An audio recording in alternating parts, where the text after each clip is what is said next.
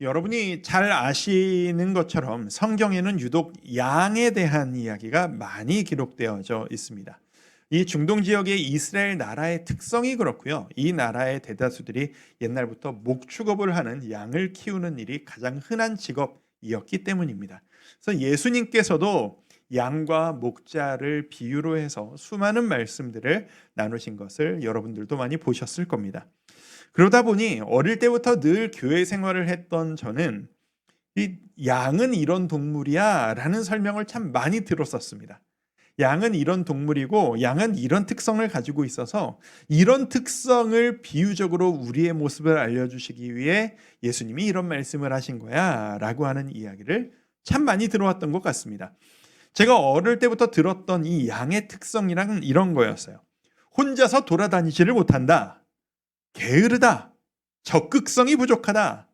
잘 움직이지를 않는다. 이런 것들이 이 소극적이고 움직임이 게으른 양의 특성이었습니다. 그런데요, 이제 우리가 일상생활 가운데서 양을 실제로 볼 기회가 거의 없다시피 하잖아요, 우리나라는. 그런데 이제 뭐 여러분들도 자녀들 키울 때 경험하셨을지 모르겠습니다만 아들, 딸이 태어나니까 아이들이 어릴 때는 얘들한테 뭐 좀 보여주고 경험하게 해주려고 여기저기 데리고 돌아다니는 일들이 있잖아요. 그때 어린아이들을 데리고 곧잘 가는 것 중에 하나가 양떼 목장 같은 것입니다. 제가 양떼 목장에 가봤는데 너무 이상한 거예요. 왜냐? 거기에서 제가 본 양들은 어릴 때부터 제가 교회에서 들었던 양과 너무 다른 거예요. 강렬한 기억으로 남아져 있는 한 장면이 있는데 가평에 있는 한 양떼 목장을 방문을 하게 됐습니다. 그래서 아들, 딸하고 같이 갔더니 거기는 들어갈 때 직접 양들한테 이제 먹이를 줄 수가 있는 거예요. 이렇게 우리에 갇혀져 있는 게 아니고 풀어져 있는 곳에 들어가서 풀을 먹여줄 수 있대요. 그래서 풀을 가지고 우리 안으로 넓은 그 들판, 테두리 안으로 딱 들어가는데 들어가자마자 양 20-30마리가 우르르 뛰어오는 거예요. 뛰어와가지고 그때 제 그 딸의 표정이 아직도 생각나거든요. 손에 있는 풀이 이게 머리 위에 들고 안돼 하면서 온몸으로 달려드는 이 양들을 밀어내느라고 겁에 질려있던 그 모습이 아직도 제 머릿속에 강하게 인상이 박혀 있습니다. 그런 모습을 보니까 제가 너무 혼란스러운 거예요. 아니 내가 들어온 양과 실제 양이 너무 다른데? 너무 적극적인데? 막 뛰어다니는데? 도대체 내가 어릴 때 교회에서 들었던 그 이야기는 뭐지? 나한테 그 이야기를 알려줬던 선생님들, 전도사님들은 하고 싶은 이야기를 말이 되게 하기 위해서 과장을 하신 거였나? 아무것도 모르고 하신 이야기였나? 제가 그래서 자료를 좀 찾아봤습니다. 이게 도대체 왜 이런 일이 일어나는 거냐? 이유를 어렵지 않게 찾을 수 있었습니다. 이유는 이거예요. 성경에 적혀 있는 모든 이야기는 몇 년 전 이야기인가요? 빨라야 2000년, 3000년 전의 이야기들입니다. 그 3000년이라는 이 기간 동안 품종 개량이 된 거예요. 이게 그 과일도 그렇잖아요. 우리가 어릴 때 먹었던 수박하고 요즘 먹는 수박이 다르죠. 포도도 다르잖아요. 그래서 너무 달게 맛있게 계속 품종 개량을 하다 보니까 요즘에는 과일 너무 많이 먹는 게 당분 과다 섭취로 몸에 안 좋다 뭐 이런 얘기도 하잖아요. 이 몇십 년 만에도 이런 변화가 일어나는데 하물며 2-3천 년이라뇨. 그 2-3천 년 동안 이 양을 키우는 나라에서는 더 많은 양털을 수확하기 위해서 그리고 뛰어난 생산성을 위해 빠른 자녀를 낳고 이런 것들을 위해 2000년 넘게 계속 품종이 개량되어져 왔다는 거죠. 그리고 그 품종 개량과 함께 그 결과 요즘 우리가 볼 수 있는 양과 예수님 당시의 양은 전혀 다른 성격을 가진 다른 품종이라는 거예요. 그래서 제가 갖는 그런 괴리감이 발생됐다라는 겁니다. 우리가 성경을 볼 때 성경의 기록 의도를 제대로 이해하기 위해 필요한 게 바로 이런 시각, 이런 지식입니다. 어떤 표현, 성경의 어떤 장면을 의도 그대로 이해하기 위해서는 지금 우리의 시각, 지금 우리의 경험으로는 도저히 이해되지 않는 것들이 너무나도 많습니다. 성경에 있는 이 표현들을 제대로 이해하려면 예수님 당시의 문화와 예수님 당시에 있었던 그 눈으로 바라봐야 하는 것이죠. 우리 함께 읽었던 오늘 본문을 보시면 예수님께서 몰려들어 있는 그 수많은 사람들의 무리를 바라보시면서 불쌍히 여기셨다라는 기록이 있습니다. 9장 36절 우리 같이 한번 읽어보실까요? 자, 시작. 무리를 보시고 불쌍히 여기시니 이는 그들이 목자 없는 양과 같이 고생하며 기진함이라. 잠깐만 띄어놔 주세요. 자, 예수님께서 불쌍히 여기셨다라고 하는 표현. 요즘 이 표현 역시 마찬가지입니다. 요즘 우리가 불쌍히 여겼다. 한국말에서 불쌍해라고 한다면 어떤 이미지가 있죠? 나는 괜찮은데 너는 못하는구나. 나는 잘났는데 너는 못났구나. 뭔가 약간 위에서 아랫사람을 약간 좀 안 됐다라고 보듯이 하는 그런 이미지 뉘앙스가 약간 있죠. 이 불쌍히 여기시는 전혀 그런 이야기가 아닙니다. 사랑의 시선이 들어 있습니다. 안타까운 거예요. 내가 사랑하는 너희들이 이렇게 힘들어하는구나. 어떻게 내가 너희들을 도울까? 그래서 우리가 교회에서 많이 쓰는 불쌍히 여겨주옵소서라고 하는 말은 우리 스스로를 하대하는 표현이 아니라 주님 저를 더 사랑해 주십시오라는 뉘앙스가 들어있다는 걸 아셔야 합니다. 근데 제일 중요한 건 이거예요. 그들이 예수님 보시기에 그들이 뭐와 같아서 불쌍히 여기셨다? 목자 없는 양과 같았기에 불쌍히 여기셨다. 대체 목자 없는 양이 어땠길래 불쌍히 여기셨다라는 걸까요? 제가 그 가평 양떼 목장에서 봤던 양들은 애들이 너무 좋아해서 나중엔 익숙해져서 너무 재밌어해서 나가지를 않는 거예요. 그래서 반나절을 그 양들이 뛰어다니는 걸 봤거든요. 아무도 돌보러 들어오지를 않는 거예요. 목자는커녕 도와주는 사람도 하나도 없이 하루 종일 신나게 뛰어다니면서 잘만 놀던데요. 그런데 왜 목자 없는 양 같아서 불쌍히 여겼다라는 말씀이 적혀져 있는 걸까요? 우리 그 내용을 한번 살펴보도록 하겠습니다. 자, 제가 수많은 자료들을 찾아보니까 예수님 당시의 양, 2000년 전에 그 양들의 특징 중에 가장 근원적인 특징이 하나 뭐냐 하면 눈이 지독하게 나빴다라는 겁니다. 이 양들이 지독한 근시에 난시까지 있는 거예요. 그래서 초점을 맞추는 능력이 없어서 바로 요 정도가 아니고 그 이상 되면 아무것도 보이지가 않는데요. 색깔도 흑백으로만 보이고 색깔 구분하는 그 능력도 없다라는 거죠. 지독한 근시와 난시. 그렇게 되면 무슨 일이 일어나느냐 하면 제가 이제 그 사역을 하면서 정말 눈이 너무 갑자기 안 좋아지셔서 여러 이유로 눈이 안 좋아지셔서 진짜 책을 보려면 이렇게 보셔야만 하는 그런 성도님들을 몇 번 만나뵌 적이 있었거든요. 근데 이렇게 눈이 나빠지신 분들에게서 공통적으로 보게 되는 변화가 뭐냐 하면 볼 수가 없으니 주도성이 너무 떨어지시는 거예요.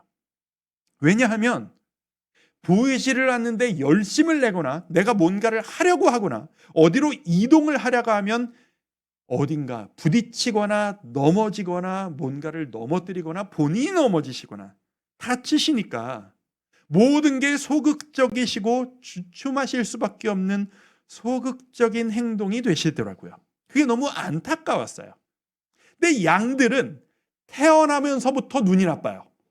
그러니까 이들의 습성은 소극적일 수밖에 없었던 겁니다. 자, 단적으로 어떤 일들이 일어나느냐? 눈이 나쁘니까 길을 찾는 능력이 없어요. 이런 정도였대요. 이제 목자가 양들을 끌고 풀을 먹이려 매일 끌고 나갔다가 들어왔다 하는데 10년을 같은 길을 오갔어도 양 혼자 놔두면 그 집을 자기가 못 찾아간다라는 거예요. 왜? 여기까지밖에 안 보이니까. 내가 지금 어디에 있는지를 전혀 모르는 거죠. 대신에 눈이 안 좋으니까 다른 게 대신 발달하겠죠. 뭐가 발달할까요? 청력이 기가 막히게 발달을 한다는 겁니다. 그래서 주위에 무슨 소리만 나면 예민하게 반응해요. 누구의 목소리에? 나를 이끌어주는 목자의 목소리예요. 그래서 목자가 자 얘들아 가자라고 저기서 어디 목소리가 딱 들리면 이 아무것도 안 보이는 양들이 그 방향을 향해 움직이는데 어떻게 쫓아가느냐? 요 근거리에 있는 내 바로 앞에 있는 양의 엉덩이만 보고 쫓아가는 겁니다. 그 이상이 안 보이니까. 그래서 죽어라 내 앞에 있는 양 엉덩이만 보고 쫓아가는 거예요. 단 한 마리도 저기 재밌는 거 있네. 나 저기 한번 구경하고 싶은데 이런 경우는 절대로 없었대요. 안 보이니까. 어차피 보이는 게 없으니까. 그래서 성경에 보면 한 명의 목자가 100마리가 넘는 양을 끌고 다닐 수 있었던 이유가 바로 그거였다라는 겁니다. 목자가 이 그 리더격 되는 양 한 마리를 끌고 가자 하고 그 한 마리를 끌고 가면 그 옆에 있는 100마리의 양들이 줄줄이 한 줄로 따라오는 거예요.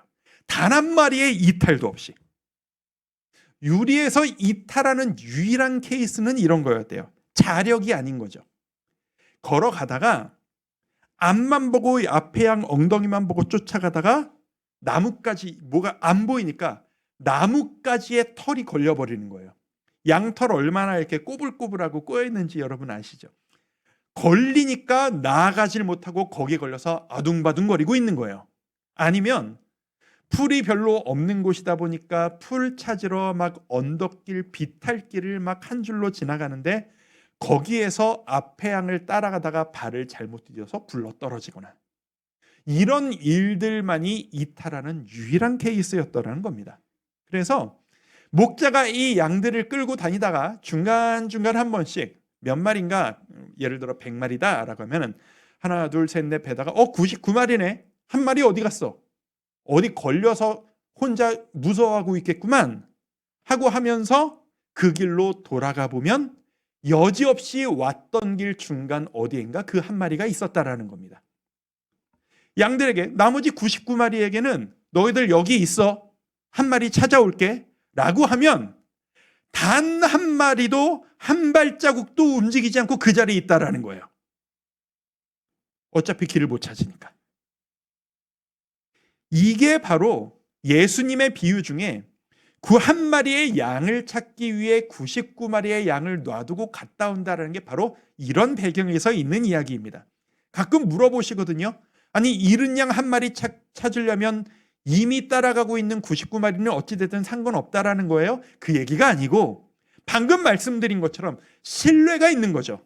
있으라고 하면 얘들은 절대 이곳을 안 떠나고 있을 거다. 믿고 잃은 양을 찾아온다라는 겁니다. 이게 바로 예수님 당시에 2000년 전의 양의 습성이었습니다. 보이는 게 없습니다. 어디로 가야 할지도 모릅니다. 목이 마르지만 어디로 가야 물을 마실 수 있는지를 모릅니다. 죽도록 배가 고파도 어디를 가야 풀을 뜯어 먹을 수 있는지를 모릅니다. 한마디로 양은 혼자 살아갈 능력이 없는 겁니다. 이 능력이 없는 양들에게 목자의 존재란 절대적인 겁니다. 목자가 없으면 혼자 살 능력이 없는 거예요. 만약 내가 목자를 따라가지 않으면 굶어 죽거나 목말라 죽거나 길을 잃고 있다가 맹수에게 잡혀 먹히는 겁니다. 스스로 인생을 개척해 나갈 적극성도 능력도 없는 열심이 없는 이 철저한 수동성. 이 양들에게 목자의 존재란 생존을 위한 필수적인 존재였던 겁니다. 우리의 삶이 바로 이 양과 같을 때가 있습니다. 아까 봤던 말씀 다시 한번 보실까요? 36절. 무리를 보시고 불쌍히 여기시니 이는 그들이 목자 없는 양과 같이 고생하며 기진함이라. 양과 같이 나 나름 정말 열심히 고생하며 살아가고 있는데 고생만 하면서 살아가지만 내 인생의 앞이 보이지를 않는 겁니다. 내 인생에 오늘 저녁, 내일 나에게 무슨 일이 일어날지를 바라볼 수 있는 능력이 없는 겁니다. 보이지 않기에 두렵고 끊임없는 걱정만이 가득합니다. 이게 안타까운 건 뭐냐면 내가 타고나기를 보는 능력이 없는 것이기 때문에, 내 미래를 볼 수 있는 능력이 없는 것이기 때문에 내가 뭘 더 열심히 한다고 극복할 수 있는 문제가 아니라는 게 안타까운 겁니다. 그게 바로 목자 없는 양의 삶입니다. 예수님께서는 자신들의 힘으로 어떻게든 살아보겠다고 아둥바둥하는 그 무리의 삶을 바라보시면서 불쌍히 여기셨습니다. 너희가 열심히 산다만 아무것도 모르는 상태로 애만 쓰고 있구나. 목자 없는 양과 같구나. 그들의 그 인생의 무게를, 그리고 지쳐서 탈진해버린 그 삶의 허탈함까지도 예수님은 모두 다 사랑하시며 그들에게 목자로 다가가셨습니다. 그리고 지금도 여전히 2025년의 현대를 살아가고 있는 우리들, 하나도 바뀐 것이 없이 여전히 앞을 바라볼 수 없어 똑같은 고생을 기진하도록 하고 있는 우리들에게도 예수님은 지금도 목자로 다가오고 계십니다. 제가 큰 교회에서 부교역자 생활을 오래 하다 보니까 정말 다양한 성도님들을 뵈면서 독특한, 정말 성취한 것이 많고 가진 것이 많은 분들, 소위 성공했다라고 남들 다 부러워하시는 삶을 사시는 그런 성도님들의 삶을 드물게 한번 뵐 때가 있습니다. 제가 다른 사람의 목사로서 다른 누군가의 삶을 함부로 평가한다는 것이 정말 조심스럽고 무례한 일이 될 수 있습니다만, 그런 분들을 뵈면서 제가 느낀 게 있었습니다. 뭐냐면 내 힘으로 이룬 게 많고 가진 게 많은 분들은 목자에 대한 갈급함이 그렇게 크실 수가 없는 거예요. 왜? 내가 이뤄놨거든요. 내가 부족하지 않거든요. 자신감이 넘치시는 거예요. 내가 노력했더니 됐어. 나 이만큼 일어났어. 모두가 나를 부러워해. 자신감이 넘치신 거예요. 그런데 그 자신감이 있어도 똑같은 게 있어요. 뭐냐? 그분들도 앞이 보이지 않으신다라는 건 똑같아요. 오늘 저녁, 내일, 다음 달에 무슨 일이 앞으로 나에게 일어날지 볼 수 있는 능력이 그분들에게도 우리에게도 똑같이 없어요. 그래서 그분들이 위험하다고 느낄 때가 있었어요. 내가 일어났기 때문에 자신감이 넘치시거든요. 내가 자신감이 넘치기 때문에 내 위에 계신 영원한 나를 이끌어줄 목자에 대한 갈망이 부족한 상태로 열심히 넘치니까 앞이 보이지 않는 양이 열심히 돌아다니면 낭떠러지로 떨어지기가 쉬운 거거든요.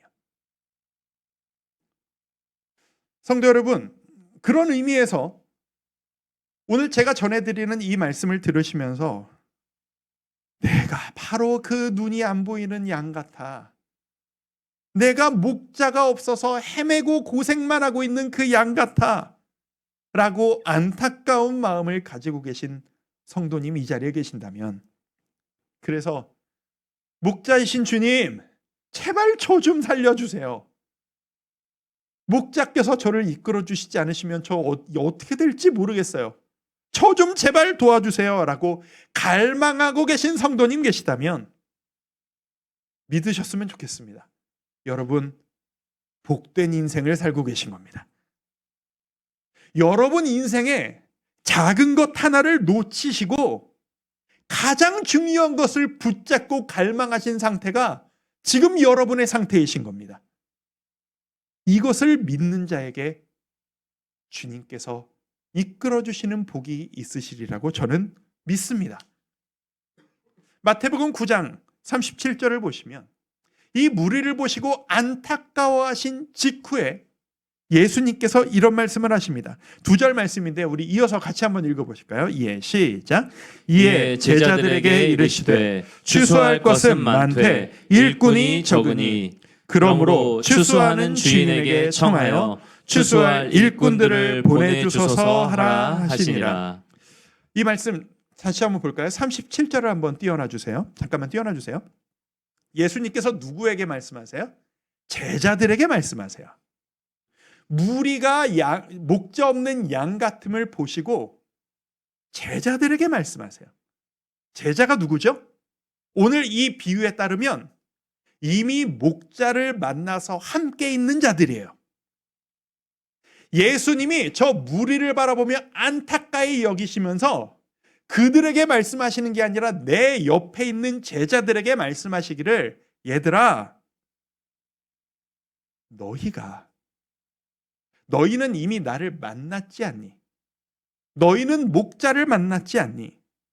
그러니 추수할 것은 많대. 비유죠? 오늘 본문에 따르면 이것이 길이요 진리이다라고 이끌어줘야 할 목자를 만나지 못할 그 양 같은 대상들에게 그런 존재가 많으니 38절 그러므로 추수하는 주인에게 곧 그들을 이끌어줄 목자이신 그들을 거둬들이실 주인 곧 하나님께 간절히 기도하거라.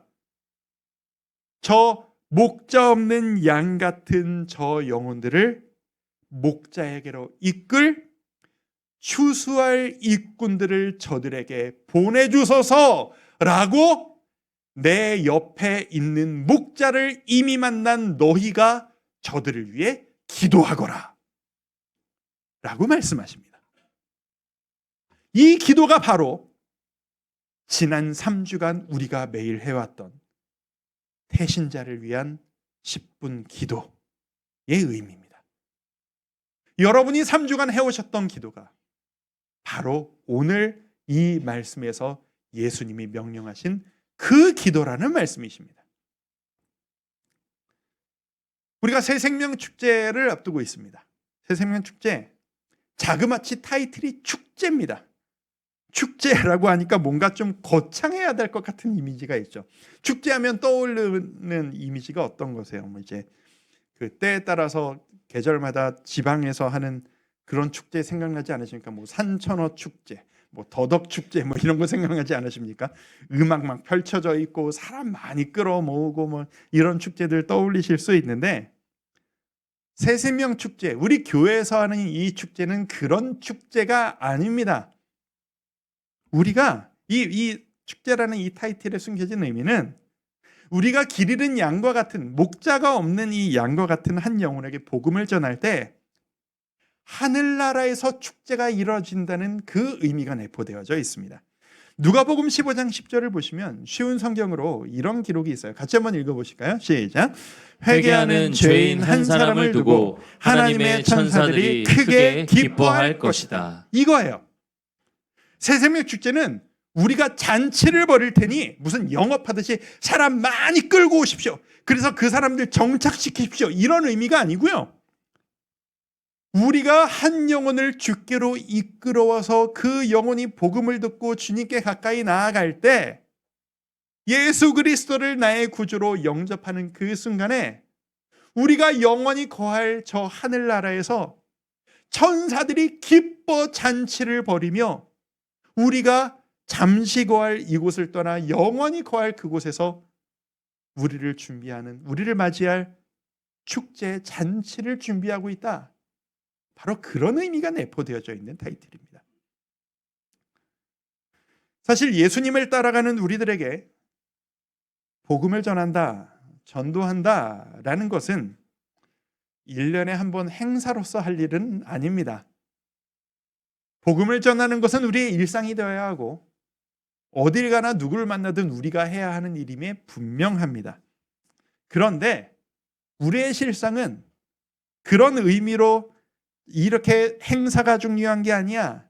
남들 한다고 나도 해야 한다는 조바심을 갖는 게 중요한 게 아니야. 이런 생각을 가지고 있다 보니 정작 내 전도해야 하는 내 마음이 진심이 될 때까지 기다리다가 1년에 한 번도 복음을 전해본 적이 없는, 그렇게 해야 1년, 2년, 3년 지나가 버리는 현실이 우리의 삶일 때가 너무도 많은 겁니다.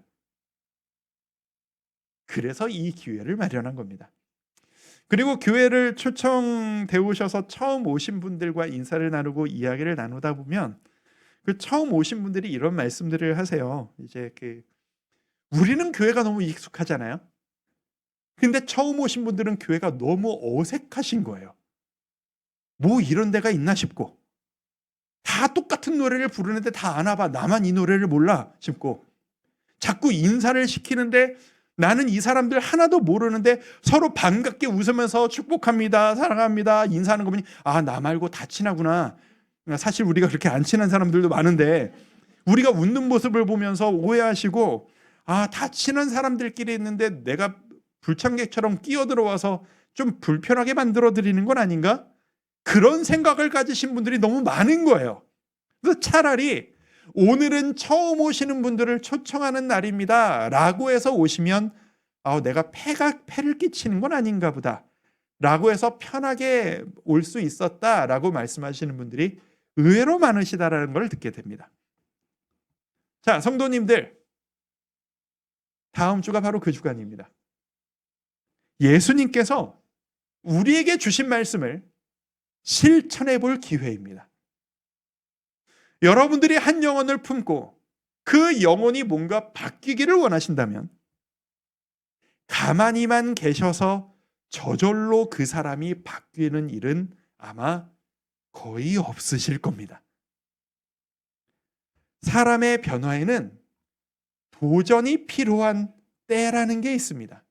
적절한 타이밍이라는 게 있습니다. 우리가 한 영혼을 마음에 품고 우리 3주간 기도했고 앞으로 또 한 주간 기도한다면, 그 기도가 쌓여 있다면 그 기도의 결과는 그 누구도 아닌 기도해온 나의 도전일 수도 있습니다. 무슨 의미냐면 아까 봤던 9장 38절 말씀을 다시 한번 보시면 예수님이 말씀하시죠. 그러므로 추수하는 주인에게 청하여 추수할 일꾼들을 보내주소서 하라. 자, 성경학자들은 저 한 구절을 이런 식으로 해석합니다. 추수할 일꾼들을 저들에게 보내주셔서 기도하는 자는 분명히 깨닫게 될 것이라는 것을 알고 예수님이 말씀하셨다라는 겁니다. 무엇을요? 저들에게 추수할 일꾼들을 보내주셔서라고 하나님께 기도하고 있으면 저들을 위해 가야 하는 일꾼이 그 누가 아니라 바로 내가 돼야 되겠구나. 저 사람을 누구보다도 사랑하는 내가, 저 사람을 위해 기도해온 내가 일꾼으로 가장 적합한 자가 되겠구나라는 걸 기도하다 보면 깨닫게 될 거라는 것을 알고 말씀하셨을 거라는 겁니다. 한 영혼을 위해 기도해 오셨다면 이번 주에 기도하시며 한번 도전해 보시기를 권합니다. 교회 한번 안 가보실래요? 어떤 말이어도 어떤 표현이셔도 괜찮습니다. 여러분이 가장 편하게 하실 수 있는 표현과 방법으로. 다만 그 윽박지름과 가정의 평화를 생각하면 오지 이런 거 말고, 잔소리 말고 사랑과 축복으로 교회로 한번 오시기를 전해보시는 용기를 내는 이번 주가 되셨으면 좋겠습니다. 이번 주에도 우리 늘 하듯이 또 1층 빌렸습니다. 치킨집 빌렸어요. 그래서 여러분 평소보다 차도 편하게 드시고 교제도 오래 하실 수 있도록 준비도 하고 있고요. 사진도 같이 찍어드리기 위해서 준비하고 있고요. 우리 전도폭발팀에서도 우리가 이 예수 그리스도의 복음을 매주 모여서 이 복음을 전할 훈련을 받고 있는 이 팀들이 우리가 누구에게 복음을 전할 수 있을까? 지금 가슴 뛰는 마음으로 기도하며 준비하고 기다리고 계시거든요. 부담이 되실 겁니다. 압니다. 부담이 되실 거예요. 아니, 내가 저 사람을 어떻게 변화시키고 내가 어떻게 저 사람을 끌고 오나, 그게 내 능력으로 되나, 그러실 수 있습니다. 그런 의미에서 우리 마지막으로 제가 중요한 정리 하나만 해드리도록 하겠습니다. 무슨 정리냐? 우리의 태신자가 만나야 할 목자, 길을 잃고 힘들어하는, 무엇이 참 행복이고 무엇이 참 평안인지 몰라서 안타까운 그 우리의 태신자들이 만나야 할 완전하신 목자는 우리가 아니라 예수님이십니다. 우리가 이걸 잊지 않았으면 좋겠습니다. 우리가 교회에서 목자 말은 참 많이 합니다. 그 말을 제일 많이 듣는 사람이 저일 겁니다. 담임 목사, 우리 한국 교회에서 그래서 어떤 문화까지 있냐면요, 이제 담임 목사가 목자가 되어야 한다라는 의미로 담임 목사실을 목양실이라고까지 부르기도 합니다. 저는 그게 너무 부담스러워서 제 방 앞에 목양실 안 썼습니다. 담임 목사실 이렇게 썼습니다. 진짜 목자는 제가 아니니까요. 그리고 사실 저도 순장님들에게, 우리 교회 인도자이신 우리 순장님들에게 계속 강조합니다. 우리가 목자가 되어야 합니다. 우리 순장님들, 우리 순원들을 양과 같이 이끌어 드려야 합니다. 강조 엄청 합니다. 하지만 제가 엄밀하게 말씀드릴게요. 진정한 목자는 예수 그리스도 한 분밖에 안 계십니다. 우리의 삶을 이끌어 주시고 먹여 주시고 책임지실 분은, 온전히 책임지실 분은 예수님밖에 안 계세요. 그래서 제가 종종 이런 표현을 씁니다.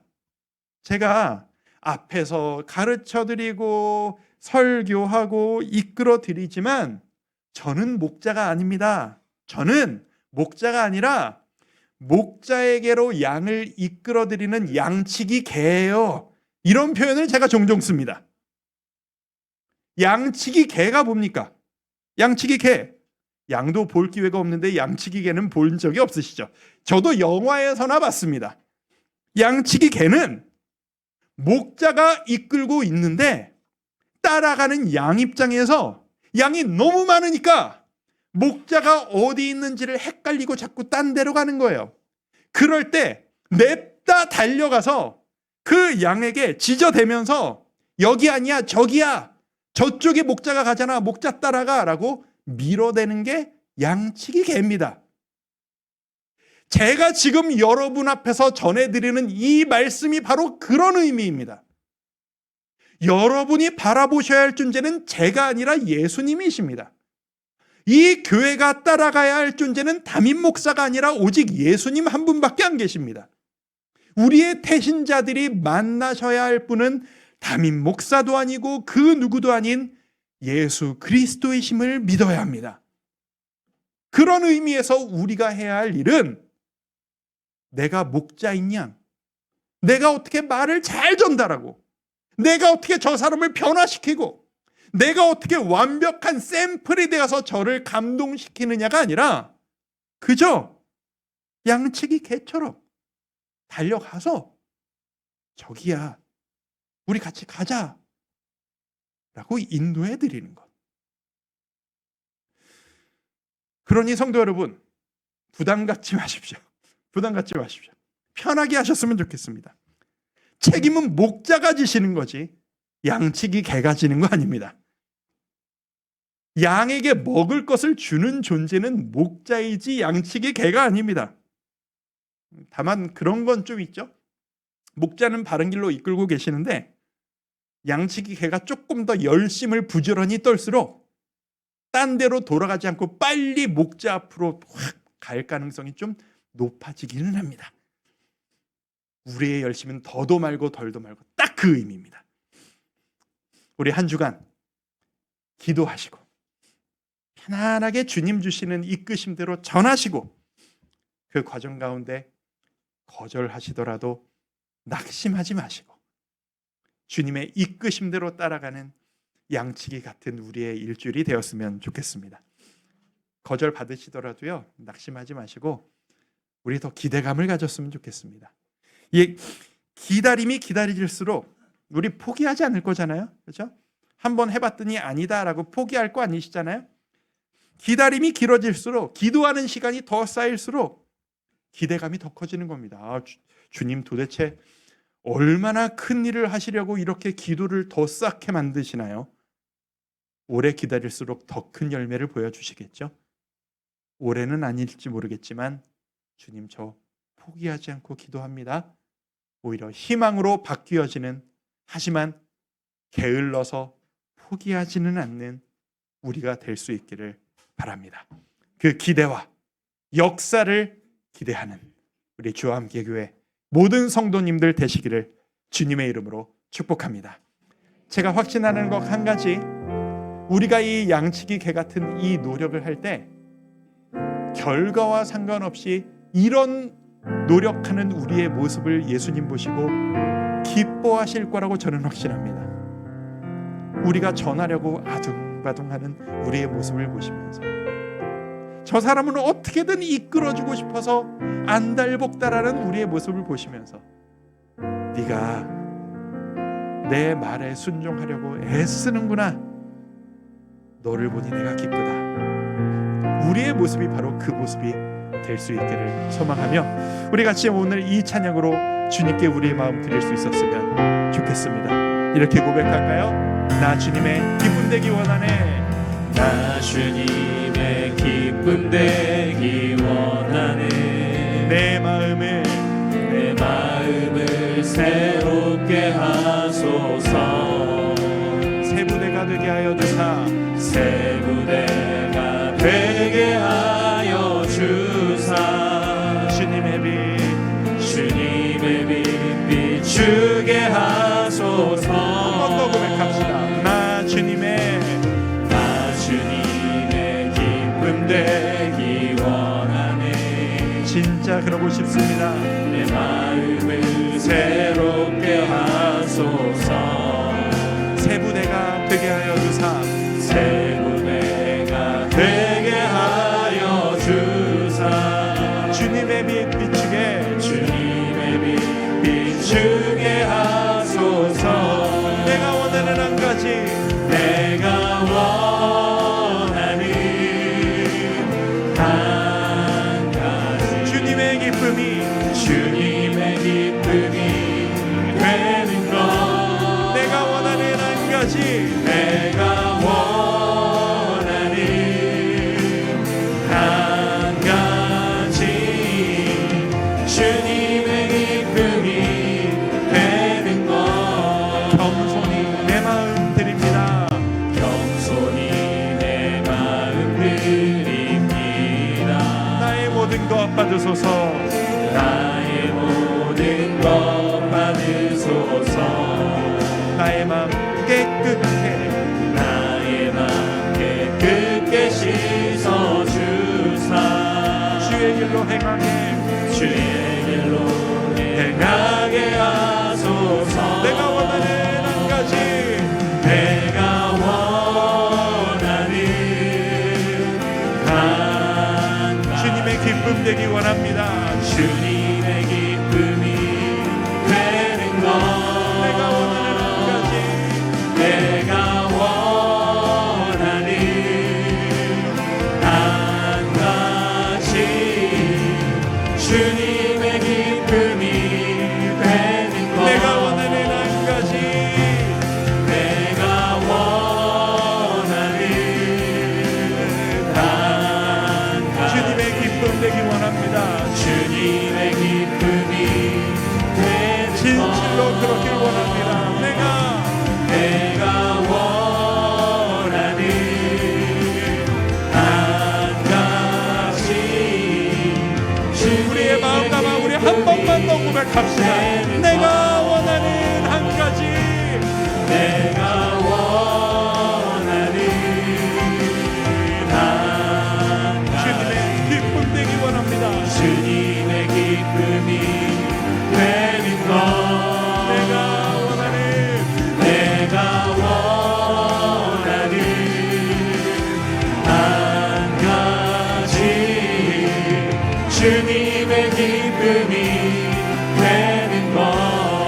우리 시간 함께 기도할 때 여러분이 기대해온 우리 태신자를 마음에 품고 이 시간 한번 기도하도록 하겠습니다. 나는 태신자를 작정하지 못했다라고 하시는 분들은 지금 이 순간 여러분 마음에 떠오르는 여러분이 가장 축복하고 싶은 한 사람을 떠올리며 우리 그 영혼을 위해 우리 한번 기도했으면 좋겠습니다. 주님, 제가 주님의 기쁨 되기 원합니다. 제가 그 영혼을 바꿀 수는 없지만 제가 양치기 개와 같이 그 영혼을 주께로 이끄는 도구로 사용받기를 원합니다. 그저 기도하오니 주여 주의 뜻대로 저를 이끌어 주시옵소서. 그 영혼의 마음 열어 주옵소서. 우리 함께 마음 모아 기도하겠습니다. 기도합니다. 아버지 하나님, 우리가 하나님 앞에 아름다운 도구로 사용되어 원자 되신 그 예수 그리스도를 이끌어 나가는 능력도 없고 생각도 없지만 그저 주님께서 부르시는 예수님의 우리가 애써 기도하며 달려왔던 귀한 시간을 일꾼들을 보내주셔서 기도하시는 그 경우에 순종하는 마음으로 우리가 주께서 명하신 바에 순종할 때 우리가 은혜를 더하여 주셔서 기쁨 되기를 우리가 거저 받은 귀한 그리스도의 사랑과 지금까지 우리가 믿지 않는 그 영혼들 가정들 아버지 가정원을 위하여 기도하며 그 영혼의 마음에 직접 역사하여 주옵소서. 주님 그 시간 어떻게 살려야 할지도 모르겠고 자신감도 약하며 무엇을 어떻게 주께서 이끌어 주시고 우리의 삶 가운데 하나님의 때가 있음을 고백하며 우리가 그저 주님께 기다리며 기도하는 걸어가죠. 마음으로 주님께 그대 가운데 부끄럽지만 용기를 내어 도전할 때 우리의 작은 우리가 하는 것이 아버지 한마디를 통하여서 믿지 않는 영혼들 주 앞에 그 마음 주께서 주님을 열어주시고 찬양하며 함께 주님 앞에 예배할 수 있는 그 기쁨을 주여 우리에게 허락하여 주시옵소서. 주여 우리에게 기쁨을 허락하여 주시옵소서. 그런 우리를 보며 주여 기뻐해 주시옵소서. 함께 모여 예배하며 용기와 당장 믿음을 내가 하나님 가장 사랑하는 사람을 내가 가장 사랑하는 주님과 하나님을 전하며 예수 그리스도의 그 사랑 가운데 영자로 이끌어 나가는 아버지 혼자 공격할 감사를 받아보며 한여름 한여름 나아가는 하시기를 신뢰하여 주시옵소서. 기쁨을 허락하여 주시옵소서. 주님, 두렵고 떨리는 마음으로 한 영혼씩을 마음에 품고 기도합니다. 그리고 내가 가지고 있는 이 부담감마저도 내가 하려고 하는 열심인 줄을 깨닫고 내려놓고 자유할 수 있기를 소망합니다. 우리는 양치기 개와 같은 존재여서 목자에게로 이 양을 이끌고 인도할 뿐 내가 그들의 삶을 바꿀 수 있는 능력이 없습니다. 그렇기에 우리의 예수님의 말씀처럼 추수할 일꾼을 보내주소서라고 기도할 뿐입니다. 지난 3주간 그렇게 기도했고 앞으로 일주일 동안 기도하며 도전하겠습니다. 네가 가서 그 일꾼이 되어라 라고 말씀하실 때 연약한 우리의 입술을 열어 처음 해보는 이 도전들을 통하여서 주님 앞으로 내가 가장 사랑하는 그 사람을 이끌고 나올 때 주께서 그 영혼의 심령에 역사하여 주옵소서. 우리 말의 표현과 상관없이 우리의 연약함과 부끄러움과 상관없이 성령님 기도가 쌓인 그 영혼에 직접 역사하여 주시사 하나님께서 그 마음 열어주시고 목자 되어 주시고 그 삶을 온전한 평안과 기쁨으로 이끌어 주시옵소서. 우리는 그저 주의 말씀에 순종할 뿐이오니 주께서 명령하신 주께서 주의 일을 이루어 주옵소서. 예수님의 이름으로 감사하며 기도드립니다. 아멘. 우리 모두 자리에서 일어나셔서 찬송가 569장입니다. 우리 선한 목자 되신 우리 주 1절 2절 찬양하고 예배를 마무리합니다. 선한 목자 되신 우리 주 항상 인도하시고 푸른 풀밭 좋은 곳에서 우리 먹여주소서. 선한 목자 구세주여 항상 인도하소서. 선한 목자 구세주여 항상 인도하소서. 양의 문이 되신 예수여 양의 문이 되신 예수여 우리 영접하시고 길을 잃은 양의 무리를 양의 무리를 항상 인도하소서. 선한 목자 구세주여 기도 들어주소서. 아멘. 들어주실 것을 믿습니다. 선한 목자 구세주여 우리 2절 한 번 더 찬양합시다. 양의 문이 되신 예수여 양의 문이 왕이신 예수여 우리 영접하시고 길을 잃은 양의 무리 항상 인도하소서. 항상 인도하소서. 선한 목자 구세주여 기도 들어주소서. 들어주소서. 선한 목자 구세주여 기도 들어주소서. 마음 모아 기도하는 한 주 되기를 축복합니다. 함께 기도하겠습니다.